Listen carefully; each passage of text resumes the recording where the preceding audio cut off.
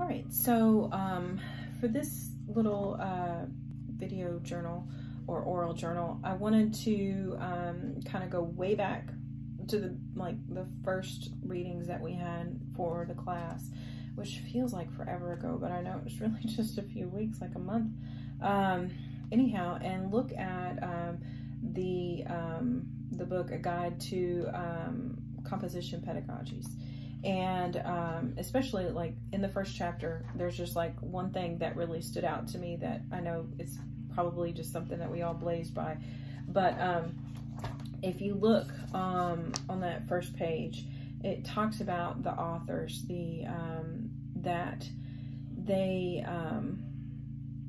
they're thinking back on a course that they all had together from 15 years previous. And so now they're all full professors, and they're, obviously writing this introduction. And I just I highlighted it in there, and I put the power of networking 15 years later. So as academics, as anybody wanting to join any kind of workforce, I feel like that kind of short little example, I'll even show you that short little example where it says right here that after 15 years they're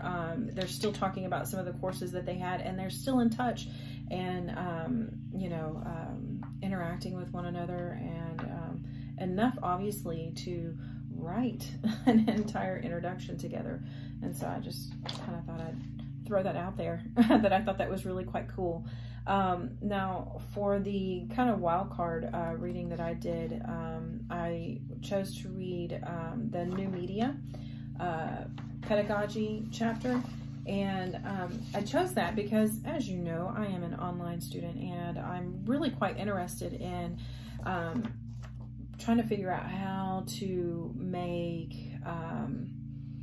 online learning as interactive, and you're able to network as well as you would be in an online, in a face-to-face classroom, because I feel like you lose that, and you lose that sense of community, since we're all like online, and as we call it, we're all the big heads on the screen, whereas not everybody gets that type of interaction, which is wonderful that we have synchronous learning at UWF for this master's degree. Otherwise I wouldn't be able to continue my degree. But also I feel like it's a much better form than asynchronous learning. And so because I feel like you lack that social interaction that you get from going into a classroom and talking to your classmates, and then being able to leave the classroom and commiserate together and about how hard things are, and that sort of thing, that sort of networking that you get is something that I don't know that many people consider, because like I said, we've got this piece where 15 years later these individuals are still colleagues, and even though they're in these totally separate lives. And so having all of that in my head as I approached the new media piece, there were certain things that I was kind of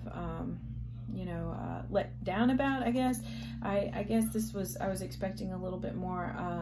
about what I was interested in, as far as not so much like programs and that sort of thing to use, but I was really hoping for something that kind of dealt with online learning, which it's,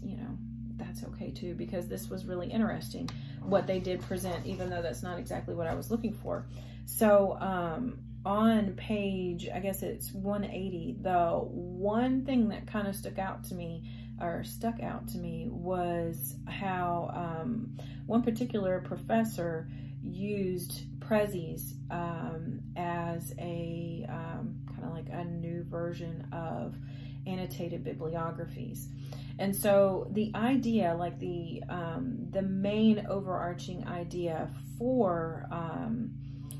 this particular chapter, for the new media chapter, is that if you're going to use technology, you don't just throw it in there, but you really go in, you look and see how it's beneficial, like more than just the product is beneficial, but the learning process itself.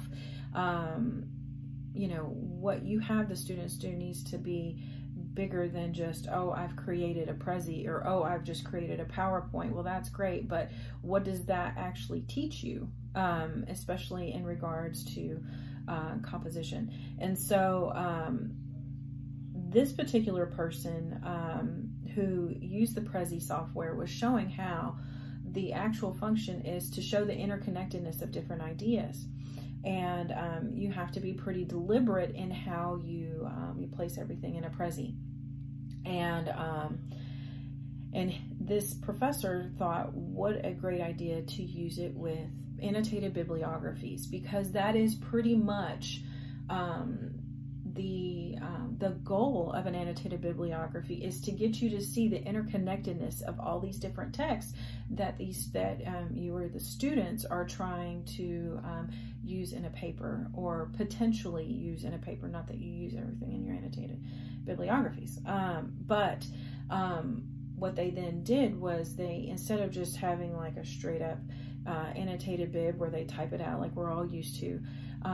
they presented it in a Prezi so that they could show, well, this idea is connected to this idea, this links over here, and this brought me here. And so that, getting the students to understand the interconnectedness of their sources, is the actual goal of that assignment. Was not necessarily just to create this really cool looking nouveau slideshow type of thing that that Prezi is. So out of everything that I mean, there were lots of great ideas in here as far as, you know, different types of media that you can use, but that one in particular, because I know annotated bibliographies are, you know, something that we all have to do, and especially in a first year writing class, something that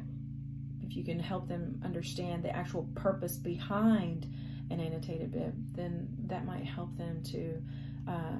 kind of solidify that in their brains a little bit, and maybe not like shirk it. I doubt that.